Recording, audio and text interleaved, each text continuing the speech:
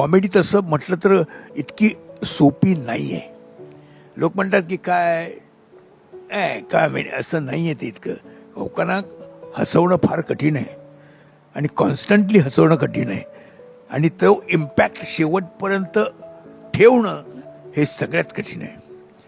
त्यामुळे कॉमेडी विचारांनी करावी लागते आणि कॉमेडी लोकांना आधी विचारात घेऊनच करावी लागते. आता काय झालेलं आहे, मोठ्यांना आवडणारी कॉमेडी निश्चित वेगळी असणार की त्यांचा काळ हे होता, पण लहानांची जी असतील त्यांना आवडणारी त्यांचाही काळ वेगळा आहे.